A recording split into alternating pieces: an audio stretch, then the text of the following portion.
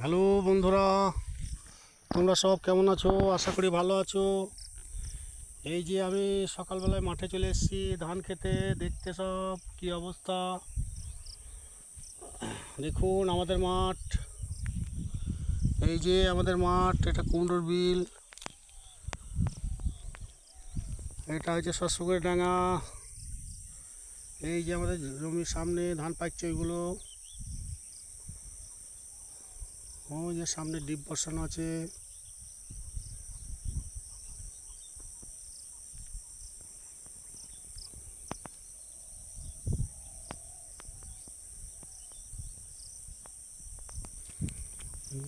কৃষ্ণ,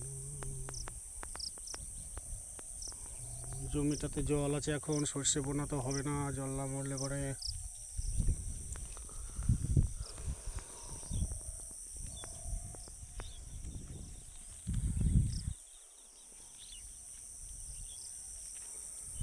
শুভ সকাল বন্ধুরা সব। এই যে আমাদের মাঠে পিচের রাস্তা চলে গেছে মনসুপুর।